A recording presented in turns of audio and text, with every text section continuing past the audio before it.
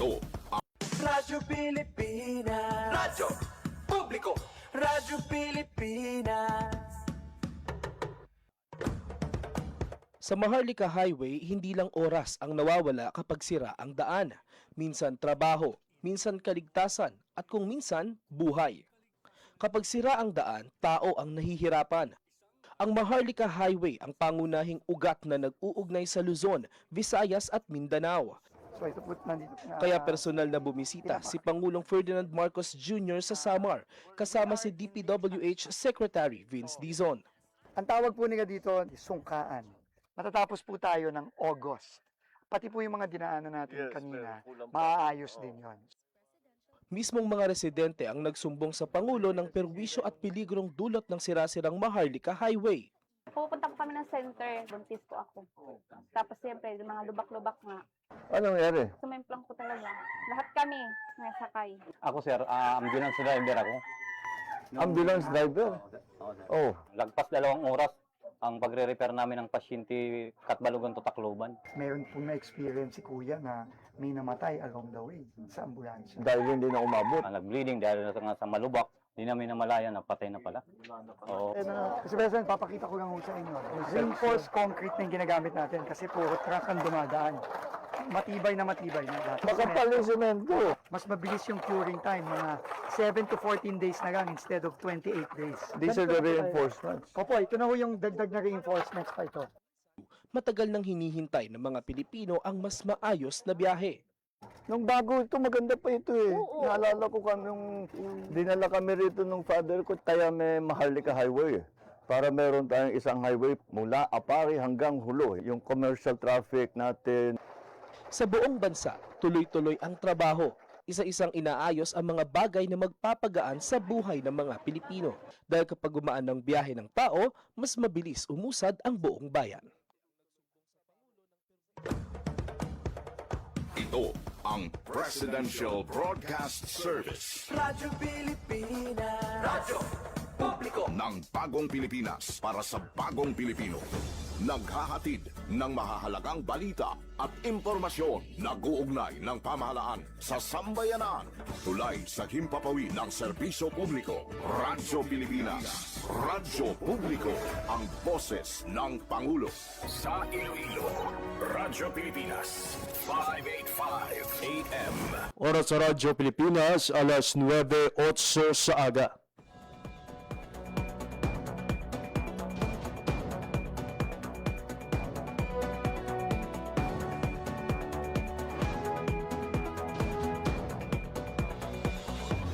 Sa Western Visayas, Panay Island, na tinamaan itong island-wide blackout.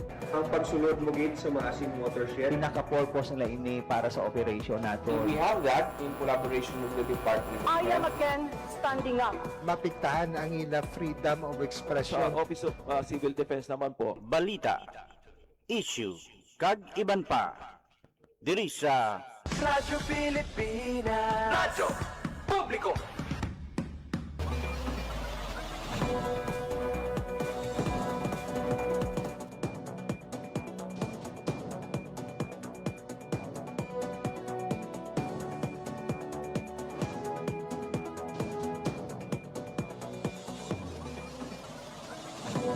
Maywaga Pilipinas, Maywaga Western Visayas. Siyudad kag probinsya sang Iloilo kag kutob sa malabutan sang amon pagserbisyo. Din kaman nga bahin sang kalibutan nagahatag kami sang katahuran. Mayong aga, good morning sa inyong tanan. Mga biyan, welcome sa isa naman kedisyon sang pagpakalagad sang programa Balita, Issue kag Iban pa. Adlaw na kita mga biyan sang Lunes, Hunyo 29, tuig 2026. Ini na mabiyan ang ikalima kag katapusan nga Lunes karon nga bulan sang Hunyo tuig 2026. Sa kinahanglan mangingkopod ninyo tubtob alas 9:55 sa mga aga. Ako ang inyong alagad JP Hervas. Sa atong mga sukitag palamati all over Western Visayas, probinsya sa Baclan, Antique, Capiz, Guimaras, Iloilo, kag Subungan sa mga kultura naton sa Negros Occidental. Bayad-ayad gid nga aga sa inyong tanan. Ginatambiyaw taman sa gisa ka bayad-ayad nga aga ang tanan nga mga overseas Filipino workers and Filipinos living abroad nga nagaupod sa aton nga pagpangalagad pinaagi online. Ang palatuntunan, balita, issue kag iban pa sa Rangabatian Live sa 585 kHz sa lilisuan sang inyo mga radyo. Live man kita nga mabatian pinagi sa aton nga official Facebook page, ang Radyo Pilipinas Iloilo. Sa aton nga pagpangalagad subong nga aga mga biyan, nagib sa aton nga pag-aistoryahan ang pila ka mga dalaguan nga balita nasyonal kag subong man mga update gikan sa nunay tuhay nga mahensya sa gobyerno kag mga lokal nga panguluhan diri sa Western Visayas. Sa lakip sa aton sining nga mga pagtalakayon, amo ang pagpanguna ni First Lady Liza Araneta Marcos sa pagparagtag mga biyan sa mga ayuda sa pila ka mga pamilya sa San Juan City sa Metro Manila.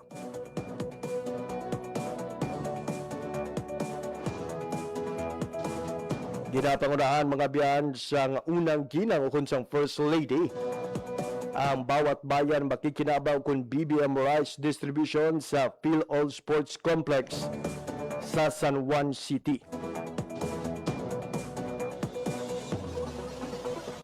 Ang kamamabiyan ang pinaka mga update angot sa nagahilapit nga pagsugod sang impeachment trial batok kay Vice President Sara Duterte.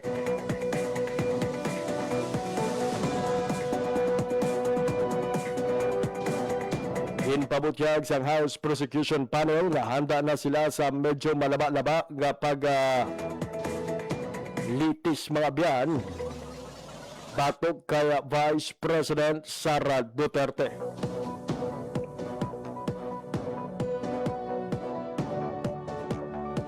Samtang ginpadunggang sa Boy Scouts sa the Philippines ug BSP ang pagkabaganihan nga ginpakita sa isa ka Boy Scout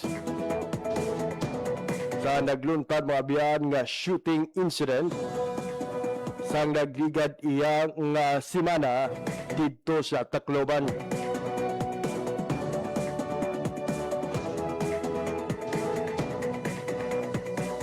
Kag ang parugyan sang PNP sa DepEd kag CHED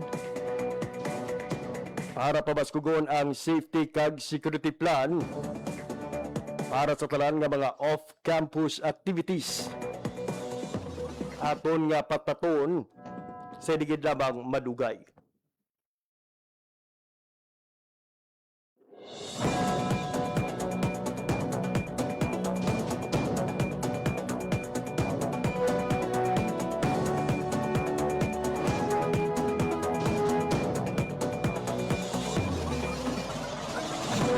Samtang sa balita lokal, sa aton nga pag-aistoryahan mga biyan ang mga pagtingwa sa Department of Trade and Industry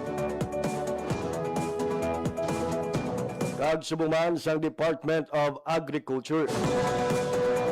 Samtang dito sa Bacolod City, formal na nga ginbuksan subong aga mga biyan ang isa ka edipisyo intended para sa ilang mga senior citizen. Pero antes kita magpatpat sa aton nga mga balita, check aray naton partner ang latest update sa lakat sang panahon. Ibalo naton with Pag-asa Iloilo amangin panyempo subong adlaw sang Lunes.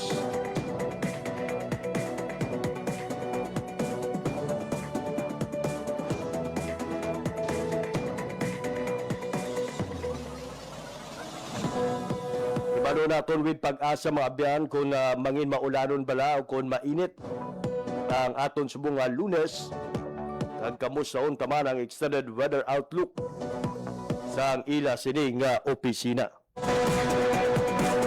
Opo naton sa piyak nga linya to give us the latest update from Pag-asa. We have Ma'am Leonor Silvestre. Ma'am Leonor, good morning. Hi, hello, good morning. Muna ang atong latest weather update para sa karon nga adlaw sang Lunes, June 29, 2026. As of 3 a.m. kagining agang gina-monitor natin nga low pressure area ay gina-estimate naton base sa mga available nga data nga ang iya kalayoon ay yara sa may 495 km east of Surigao City, Surigao del Norte. Ang ini nga LPA ay may medium chance ini nga maga-develop into a tropical depression akong bagyo within the next 24 hours. Samtang southwest monsoon ang nag-aapekto sa may western section of southern Luzon. Dili naman sa western Visayas ay mag-experience kata sa magalong mga kalangatan nga may mga lapta-lapta mga pag-ulan pangalat kag panagoob tugas ang LPA. Mahina tubtub makasarangan naman ang hangin natin nga magahalin sa direksyon southwest to south nga magadalasang makanay tubtub makasara ng pagbalod ng aton kadagatan. Forecast temperature natin generally nasa 26 to 33 degrees Celsius. Ang adlaw nagbutla kagid ng alas 5:31 sang aga kag magatunod ini alas 6:13 karon sa hapon. Kag muna yung ato latest weather update, halin diri may Iloilo Doppler Radar Station. Ako si Leonor Silvestre, madamo gid nga salamat. Ma'am Leonor, balikan ta lang ma'am ang ining low pressure area nga inyo karon nga gina-monitor. Kung hindi ko magsara ma'am, this is the images nga makita natong karon sa inyo sining nga website. Kaangay ini ma'am kadako sa nga pila ka do halos isla na sang Visayas kag Mindanao ma'am. Yes sir, amo na sa eastern side natin ang amo na LPA yung ginamonitor natin. So, sasulod na siya sa ating par, kag posible pagkatahakon niya ang Visayas or Southern Luzon area, sir. I see. Considering siyang iya kadakuon, ma'am, kaano kadako ang tsansa nga mga isa ini kabagyo in the next few hours? Well, possible, sir, by Wednesday, magkaroon siya kang madako nga tsansa nga mga isa siya kabagyo. Kaya yara na siya sa ang West Philippine Sea naton. I see. Kag may we know, ma'am, ano ang mga posibleng epekto ya sini sa Western Visayas sa tiun nga maglapit na kita sa Miyerkules and even on the days following Wednesday? Yes, sir. Possible kita, sir, nga maka-experience sa mga pag-ulan-ulan, sir. Especially, do karon nga adlaw. So, possible sa gabi, then sa buwas, mainulanan kita, then sa Wednesday man. Sa aton mga coastal communities, ma'am, no, sa mga kultura naton nga mga mangisda, ano ka safe karon ang pagpadulong sa aton nga kadagatan, ma'am? Well, sa karon man, sir, wala man kita ti gale warning nga gimpasaka. However, ang aton nga wind intensity niya sa light to moderate kag ang coastal waters natin ay nasa slight to moderate, sir. I see. And other than this, ma'am, no, sa eastern portion, makitaan man naton sa western portion, ando may isa pa gid, ma'am, ka weather system. May we know, ma'am, ang detalye sini. Well, sa western portion, sir, ay dala na sir sa southwest monsoon do apekto na sa southwest monsoon, sir. I see. Lastly, ma'am, ang imo sining mensahe panugyan sa tanan nga mga residente sa Western Visayas. Ang lang kita, mag-monitor lang kita sa atong mga weather update, mag-alagmat lang kita, kay may possible ang LPA magalabay diri sa Visayas, then ang maghalong lang kita. Ma'am Leonor, for your time and information nga hatag sa Radyo Pilipinas, madamo gid nga salamat kag padayon. Welcome, sir, kag maayong aga sa inyo. There you have it, Mabian. Latest update sa lakat sang panahon gidulong sa aton sang Pag-asa Iloilo. Alas 9:19 sa aga. Sa aton nga pagparumbalik, Mabian, patpato na ito ng pila ka mga balita nasyonal nga ginbantayan sang Radyo Pilipinas News Team. Kag pila ka mga balita lokal nga aton natipon para sa atong pagpangalagad subong nga aga. Hindi kagiban pa nga mga impormasyon aton patpaton pagkatapos lamang sang pila kapahanumdum. Magandang araw, si Dingdong Dantes po ito. Dahil taon-taon tayong binibisita ng bagyo, kailangan handa tayong harapin ito. Naalala ko si Mami, Meron siyang isang envelope kung saan nakatago ang mga importanteng dokumento para madaling kunin at dalhin kapag may bagyo.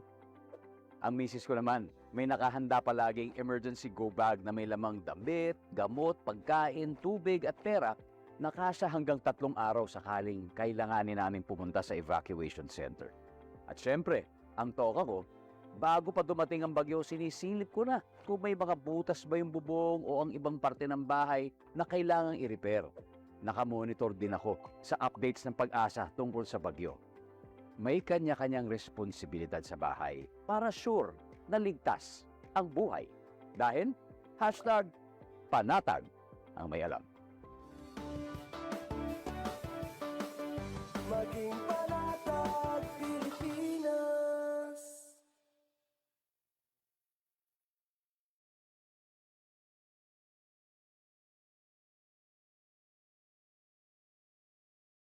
Maging fuel efficient sa regular na preventive maintenance, malinis na air filter, fuel injectors at engine oil, may savings ka na aabot sa 2%. This is a public service announcement from the Department of Energy and this station. Game, 1, 2, and... Paatuhod, balikat ulo, itapuetan, may wangat sus. Huwag mong titigan ang hindi sa'yo at maging disenteng tao. Pare, ang catcalling ay isang uri ng sexual harassment. Di biro ang sexual harassment at di nakakamacho ang pang-aabuso. Isang paalala mula sa Philippine Commission on Women at ng himpilang ito. Sa bawat pag-alis ng isang OFW, may pangarap. Pero may takot din. Takot na sa pag-uwi. Wala pa ring kabuhayan, walang kasiguruhan. Pero nagbago ang kwento. Sa pagsisimula pa lang ng Department of Migrant Workers, maliwanag ang direksyon ni Pangulong Ferdinand Marcos Jr. Itaguyod ang National Reintegration Program. Ito yung program ng Department of Migrant Workers para tuloy-tuloy ang tulong sa kahit nakauwi na yung OFW, ay may tulong pa rin sila natatanggap sa pamahalaan. Sa kanilang pag-uwi ay dapat ganap ang tulong at suporta, hindi mga government agencies na magkakahiwalay, kundi sanib puwersa. Mula sa mga training para sa pag-eempleyo at pagninegosyo, binubuksan ang mga oportunidad na dati sa ibang bansa lang natatagpuan.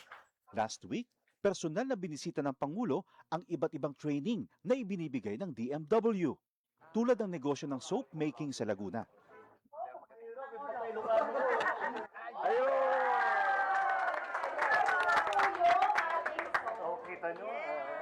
Isa ito sa mga negosyong ngayon nagbibigay ng bagong kita at bagong pag-asa sa ating mga OFW. Isang dating seaman, chef at housekeeping staff. Ngayon, mga negosyante na. Sa pagninegosyo, gumagabay ang Department of Trade and Industry. Ang laki ng ginawa nilang sakripisyo para magtrabaho sa ibang bansa. Tinatawag natin silang bagong bayani. Tapos dapat naman, pag uwi nila, meron din tayo may tulong sa kanila para patuloy naman ang kanilang anak. Sa buong bansa, tuloy-tuloy ang trabaho. Isa-isang inaayos sa mga bagay na nagpapagaan sa buhay ng mga Pilipino. Ang pag-uwi para sa mga OFW, hindi nakatapusan, kundi isang matapang na simula para sa ating mga bagong bayani.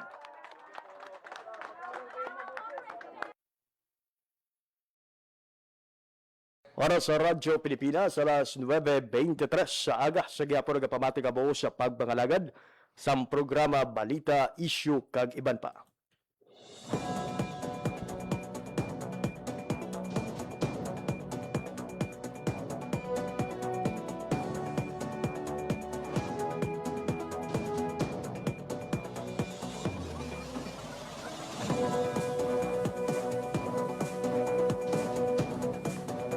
Mabiyangin pangunahan ni First Lady Luis Araneta o kon Liza Marcos ang bawat bayan makikinabang BBM Rice Distribution na ginhiwat sa bunga aga sa Phil All Sports Complex sa San Juan City.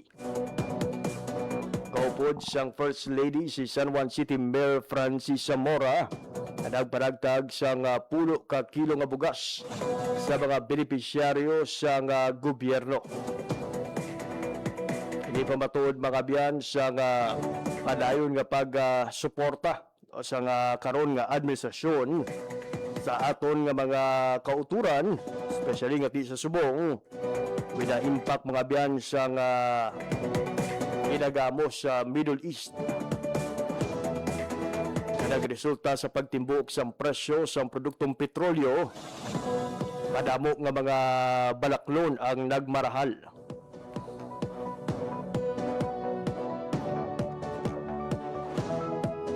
Temprano pa kayo na mabiyan siya nga nagpadulong ang mga benepisyaryo sa siniiyang venue agod nga magbaton sa nga sining bulig gikan sa gobyerno.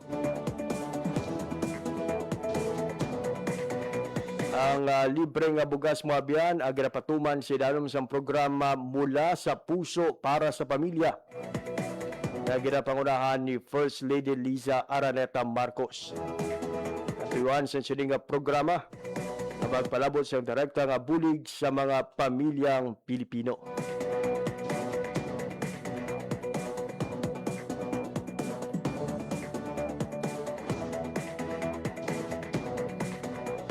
Sometimes, speaking of petroleum products, nagpabutya mga biyan ang Petron that effective today, June 29, may ara siyang igapatuman nga rollback sa ila sining LPG o kunang liquefied petroleum gas by 12 pesos per kilo across all Petron Gasol and Fiesta Gas household cylinder types and variants.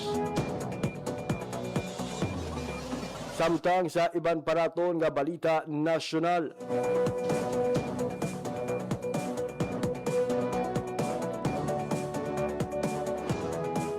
handa na ang prosecution panel nga tapuson kag igapakigbato ang impeachment trial bato kay Vice President Sara Duterte anuman ini kadugay.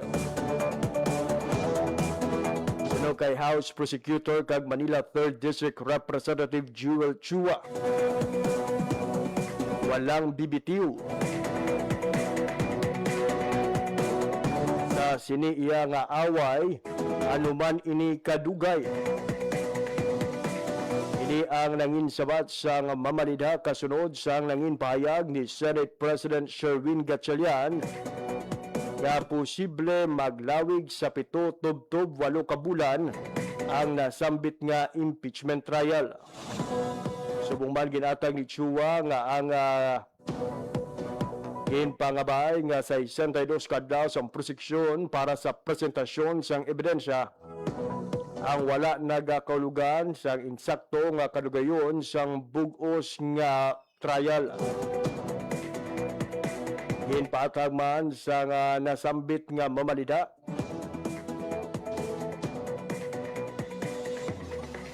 depende sa pagatubang sang isa ka testigo ang kadugayon mga biyan sang ila sining nga trial. Gani posible pa ini nga lipot mga biyan kung husto.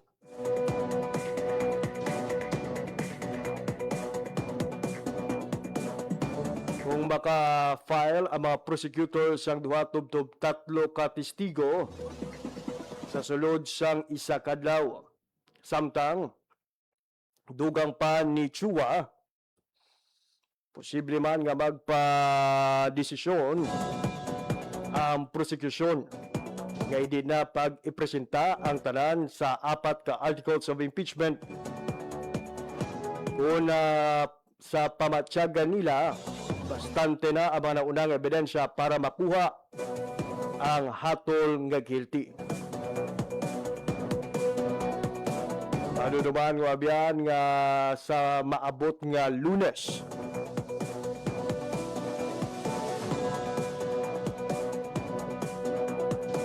July 6 mga biyan,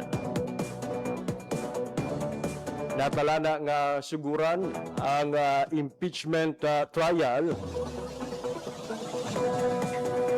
batok sa Vice Presidente. So palantayan mga biyan, considering that we only have a week left antes sa paglauman na pagsugod sang sining trial batok kay Vice President Sara Duterte. Dari makita ang mga biyan kung ano kapag-on ang mga ebidensya at testimonya sa mga testigo nga iga-presenta sa prosecution panel. Sa diin isa sa mga mga biyan, si Iloilo 3rd District Representative Congressman Nonoy Lawrence Defensor. Alas 9:30 sa aga.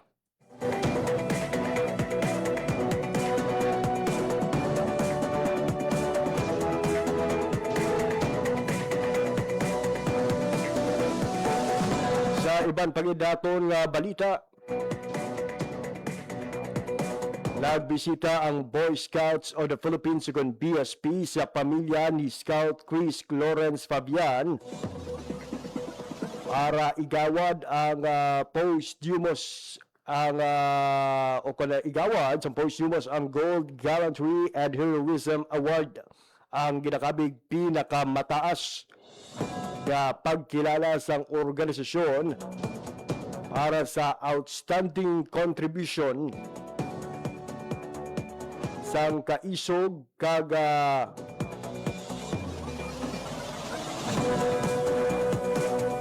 heroiso mga biyan sang isa ka Boy Scout. Personal ining agin palabot na the International Commissioner Mark Roy Buwado kag Deputy Secretary General David Dominic Lanosa. Madudumaan nga si Fabian mga biyan ang personal nga nagsakripisyo sa iya nga kabuhi pinaagi sa pagtindog sa may pertahan sa tuyo nga mapunggan ang pagsulod sa mga estudyante nga nagpaniro sa pila ka mga estudyante sa Tacloban City sa nagligad iya nga simana. Ang bugos nga komunidad sang scouting ang nagpalabot naman sang ila pinaka madalom nga pagpakigunong sa pamilya Fabian.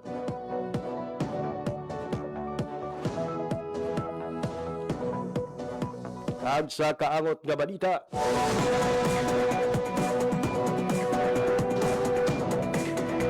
pinapabaskog pa sang Philippine National Police ang pagpakig-angot sa mga bulutuan kag mga lokal nga panguluhan para makatukod sang mas hilway nga palibot para sa mga bumuluto o kun mga estudyante sa sulod kagwa sang mga bulutuan. Sino kay PNP Chief Police General Jose Melencio Nartates Jr. Kinalauman niya o kung ginmanduan niya ang tanan nga mga Police Regional Office kag lokal nga mga pulis nga maghiwat mga biyan sa regular nga pagkigdialogo sa Department of Education kag Commission on Higher Education. Iniagod nga pabaskogon ang proteksyon sa mga bata kag siguraduhon ang mas hilway nga learning environment santo sa nangin direktiba ni Presidente Ferdinand R. Marcos Jr. Adungan sini giningganyo ni Nartates ang mga pamunuan sa mga bultuan kag mga lokal nga pulisya na maghiwat sang husto nga security assessment antes magkasa sang off-campus activities. Tuyuan man sining malikawan nga masulit ang mga team building activities ang Ateneo de Manila Blue Eagles sa Dipacalao, Aurora. Ang nagresulta naman sa kamatayon sang pila ka mga student athlete.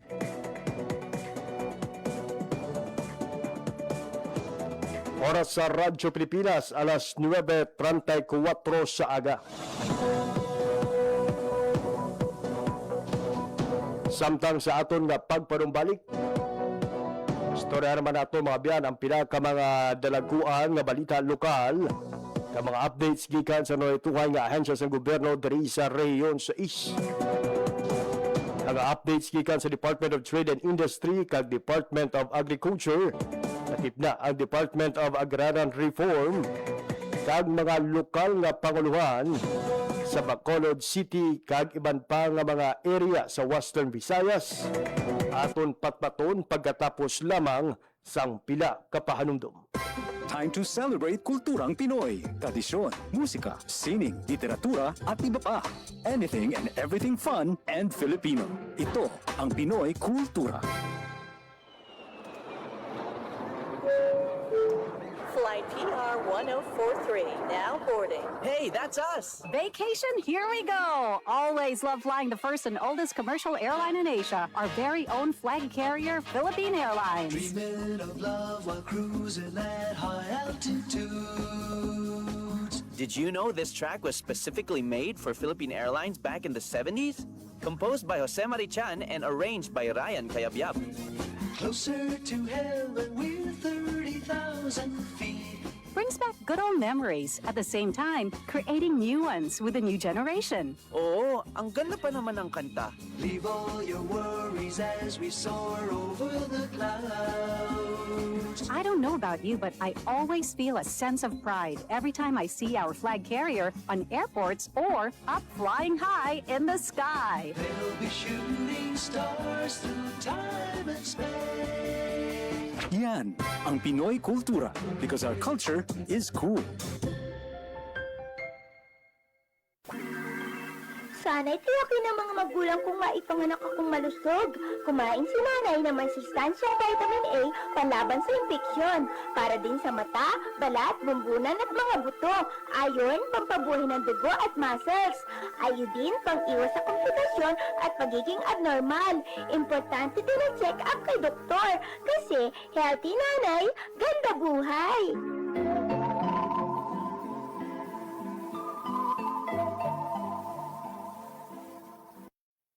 Isang gabi, pauwi na sina Daisy at Eric galing sa sine. Eric, saan pa tayo pupunta? Gabi na, umuwi na tayo. Ha? Bakit? Anniversary natin ngayon. Tsaka sandali lang naman tayo sa motel eh. Ang kulit mo naman eh. Sinasabi ko na sa'yo na hindi pa ako handang makipag-sex. Tsaka paano kung mabundis ako? Sus naman ho, ako bahala. Sumama ka na sa akin. Kung mahal mo ko, patutunayan mo. Anong gagawin ko? Mahal ko siya, pero ayoko pa talaga eh. Basta. Ano? Halika na. Sabi ko na sa'yo, ako bahala. Eric, saka na lang natin gawin to. Palagay ko, hindi pa talaga itong tamang panahon. At kung ako naman ang mahal mo, makapaghihintay ka, di ba? Isipin ang kapakanan, iplano ang kinabukasan, abutin ang ninanais, hindi kailangang magtiis. Isang mapagpalayang mensahe hatid sa inyo ng Sentrong Sigla, Angat Pinoy 2004 at ng himpilang ito sa pakikipag-ugnayan sa Women's Media Circle Foundation.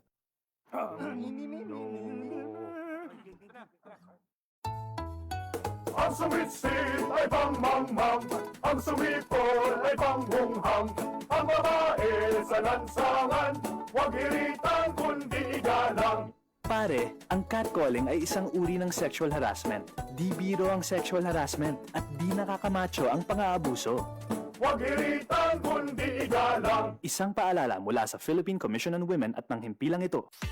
Maging fuel efficient, siguraduhin na walang bagahe na di kinakailangan sa sasakyan. Magmaneho ng wasto at iwasan ang idling. May savings ka na aabot sa 15%. This is a public service announcement from the Department of Energy and this station. Radyo Pilipinas is on Viber. Viber. One tap and swipe. Nandyan na lahat. Receive credible news and information. Pati mga trending topics at videos. Sure na meron dito niyan. Stay on track with Radyo Pilipinas on Viber. Pick up real news. Catch the latest and biggest stories. Search Radyo Pilipinas on Viber and hop in to our community.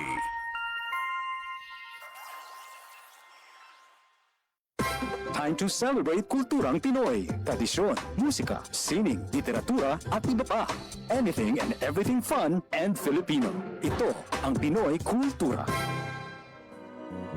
Isa sa mga napakagandang alaala nung bata pa ako was visiting Luneta, running around the well-manicured park, staring up at the Rizal Monument, wondering sino kaya siya at bakit may memorial siya. Yung higanteng relo. Aba, I made sure to pull my parents so I could stare at the floor clock. I couldn't even read the time then, pero tuwang-tuwa pa din ako. At eto ang mas nakakatuwa sa Luneta, we didn't really need money to enjoy the park. It was for free. Namamasyal pa sa Luneta nang walang Yan ang Pinoy kultura because our culture is cool. Oras sa Radyo Pilipinas, alas 9:40 na sa aga sa gihapon, nagapamati kamo sa pagpakalagad sa programa Balita, Issue kag Iban pa. Radyo Pilipinas. Radyo Publiko. Radyo Pilipinas.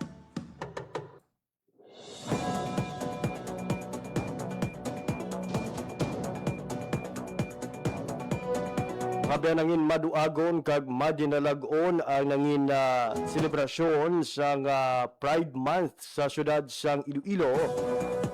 Especially sa ila sini nangin highlights mga biyan sang sinigid lamang nga weekend.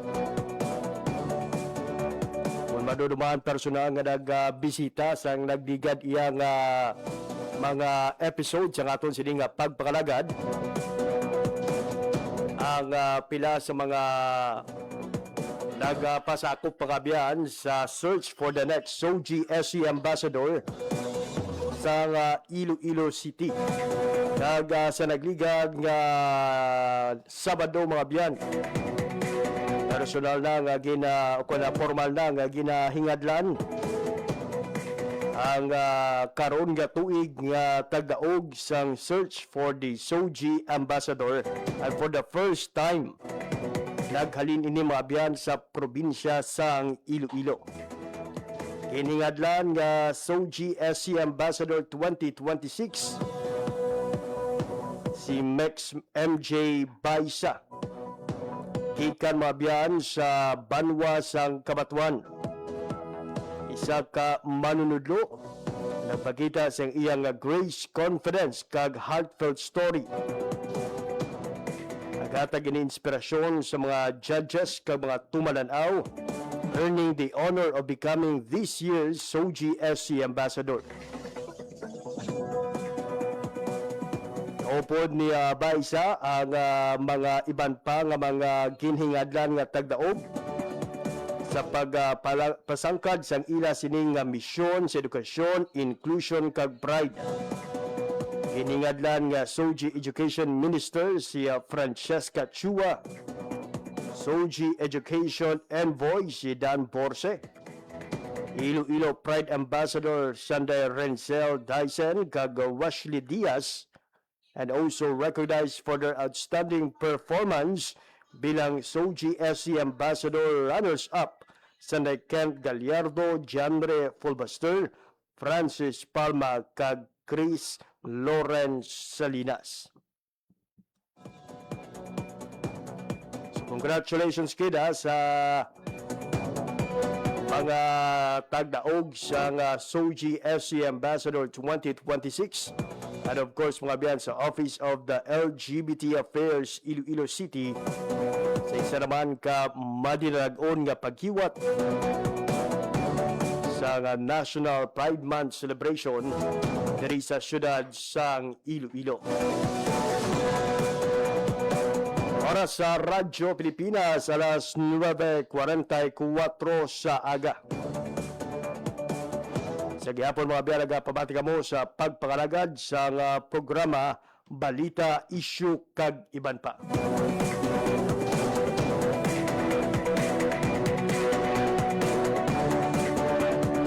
Kaina mga biyan, may tagtaganay sang bugas sa syudad sang San Juan sa Metro Manila. Diri sa syudad sang Iloilo mga biyan, formal man nga ginlunsar ang bigas. Bigay bigas sa masa program.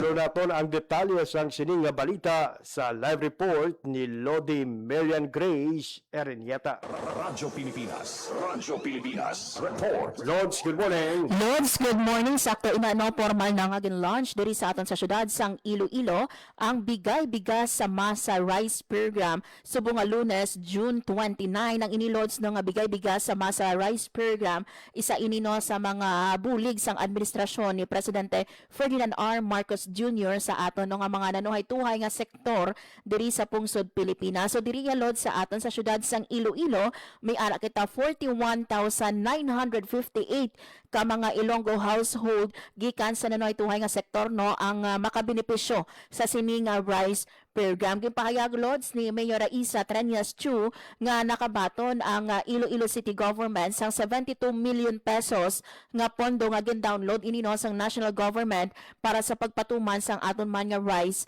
assistance program. So sa idalom lods sa sini nga programa ang aton no nga mga benepisyaryo makabaton ini sila sang tig 10 kilos no nga bugas kagahiwaton ini loads no sa tatlo ka tranche bot silingon sa kada tranche may tag 10 ini sila ka kilos nga mabaton nga bugas. So kaina during our launching sa pagpanguna man ni Mayor Treñas Chu bit loads sang aton nga mga benepisyaryo dira sa distrito sang Lapas ang ilang tig 10 ka kilo nga bugas. And mind you biyan ha Hasmin rice ini no hindi basta-basta ang bugas no nga ginahatag sa aton nga mga benepisyaryo. Kagdugang diri lods no sang aton man nga alkalde depende abi ini no sa population sang isa ka LGU no ang allocation nga ginahatag sa kada LGU. So diri sa aton lods sa syudad sang Iloilo pahayag diri no sang city government gintumod ini sila no sang mga tagsa nila ka barangay kag ang validation ginihiwat ini no sang aton nga City Social Welfare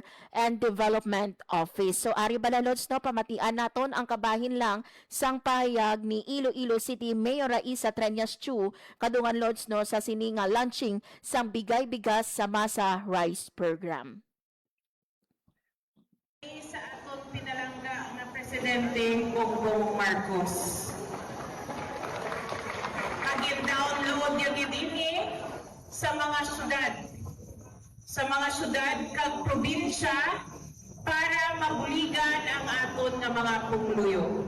Siguro sa Region 6 kita ang isa sa pinakauna nga nagsugod sa rice distribution program nato. Gintiwaan gin naton nga mapa-early gin naton mahatag ang bugas para may ara na kita gilayon mabulig para sa aton mga pumuluyo diri sa syudad sa Iloilo. So yun yan no ang kabahin sang pahayag ni Mayor Raisa Treñas Chu. Kag nagpahayag diri lods no ang aton nga alkalde nga ti dako gid no nga pasalamat ini no halin sa aton nga city government no ang gipabutsyag man ni Mayor Treñas kay President Ferdinand R. Marcos Jr. bangod nga ti 72 million pesos lods no ang ini nga allocation halin ini lods no sa Local Government Support Fund o kon LGSF nga programa no kag sunod diri kay Mayor Treñas lods no sa ibang nga district no ang aton nga mga kauturan hindi magkabalaka bangod nga may hiwaton nga mga pagpanagtag no sa aton nga mga kauturan nga beneficiary sa idalom sa sini nga programa. Ang kaina lods do ceremonial lang kumbaga no launching lang no sa sini nga programa kag subong abi ginhatag ini siya July or June 29. Ang next lods no nga schedule will be sa August and then sa October tatlo ka tranche. Pero according kay Mayor Treñas nagapangita subong sa pamaagi ang city government para nga padayon ang ini nga programa until December hambal niya gani lods apart sa bugas tingwaan sa city government nga makahatag man ang or mahatagan man ang mga pumuluyo naton sang grocery pagid on top sang rice subsidy loads. Wow, kanami umatian nga may panibag-ong ginalauman nga bulig halin sa aton sining Iloilo City Government sa bulig ban sa aton sining national government pinagi sa Local Government Support Fund ang mga residente sa Iloilo City kag hindi lang isa ka tranche tatlo ka tranche may ara pa sang panabuton nga tagtaganay sa bulan sang Agosto kag sa bulan sang Oktubre. So Yes. Lods, seremonya lang ini, subong nga si Manda, lauma na to, Yes. iban pagiging mga lugar will also receive or will conduct the distribution following sa sini nga distribution sa Yes, labas. correct. Ina Lods no tingwaan gid sang city government nga for this week no mahatag ini ang aton nga mga bugas sa aton nga mga kauturan, and according sa iya Lods sa mga succeeding no nga mga binulan, wala na sang programa, kumbaga idireksyon na sang city government ang mga bugas sa balay sang aton nga mga benepisyaryo, hindi na nila kinanampang nga magpila. In fact gani no sa ibang nga district sa subong man nga semana wala na sang programa, bali diretsyon na lang ang paghatag sa mga bugas sa aton nga mga benepisyaryo. So Ari Lods, pabati lang nato no ang nangin mensahe man no sang isa ka nagbaton sang bugas kaina dito sa distrito sang La Paz, si Ma'am May Hover gikan dira no sa isa ka barangay sa La Paz district. Kaya matutulong ng bigas na ito? Ako po si May Hover, Mrs. May Hover, taga Dipinagracia, La Paz.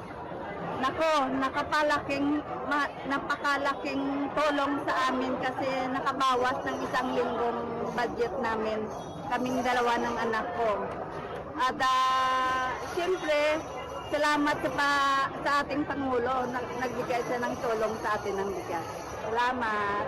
Yun. So, nabatian si Ma'am May Hover, no? Gikan ini siya sa Barangay Divina Gracia sa distrito sang La Paz, 63 years old. So, kalabanan sa ilalods, no? Nagpahayag diri nga ang inino nga 10 kilo nga bugas, 4 to 7 days nila inino makonsume kag dako gid nga save no para sa ilang nga pamilya. Kiti imagine no ang instead nga baklo nila sang bugas, gamito na lang nila no sa ilaman nga adlaw nga kinahanglan sa sulod balay o kun sa allowance man sang ila kabataan. Naamba mo kay na Lods nga Hasmin rice ang ginpanagtag. We look forward and we pray gid nga ang ining Hasmin variety isa ka local rice para nga while we support sa mga Yes. pamilya, nagasuporta man kita sa mga lokal nga mangunguma sa aton sini nga pungsod. Yes, correct ina Lods no kag kaina actually iban nga mga benepisyaryo nato na surprise man no pagkita kiti ipakita ba nato no sa video Lods no ang iningkuha naton sang bugas no may nakatatak gid abi nga nakabutang gid nga Hasmin rice, dako gid ini siya nga pangalan kiti ba si iban sa aton nga mga kauturan no kung kaisa Lods no hindi man nato manigar mi ara sa mga benepisyaryo nato nga kung makabati gani nga mi ara sang rice subsidy program, isa gid sa mga ginapamangkot nila ano nga brand no sa bugas. So pakita nila kaina nga Hasmin rice ini grabe do doble pa gid ang ilang kasadya no kag hambal nila Hasmin rice man o kun indi dako nga bagay sa gihapon ang bulig nga ini gikan sa aton nga national government. Ayun, Lods, madamo gid nga salamat sa imo sini nga balita. Para sa Bagong Pilipinas, Grace Aranyata, Radyo Pilipinas, Radyo Publiko. Radyo Pilipinas. Radyo Publiko. Radyo Pilipinas. Oras sa Radyo Pilipinas, alas 9:52 sa aga. Gustuhon taman nga magpalawig pa kabaghatag sa duga nga mga detalye. May gantaran sa nanaytuhay nga mga programa kag proyekto sa nanaytuhay nga ahensya sa gobyerno. Wala kita sang oras kinabilin sa aton sini nga pagpakalagad ang detalye sa sini nga mga balita. Bantayan sa news update sa inigid lamang madugay. Sa ngalan lamang sang akon mga katuwang technical Mr. Alan Defantes sa studio kag Mr. Rochelle Jones Sotahero sa transmitter, ako naman ang inyo naging alaga JP Hervas. Madamo nga salamat sa inyong pagpamati. Maayong aga Pilipinas. Balita, issue, kag iban pa. Diri sa Radyo Pilipinas. Radyo Publiko. Radyo Pilipinas.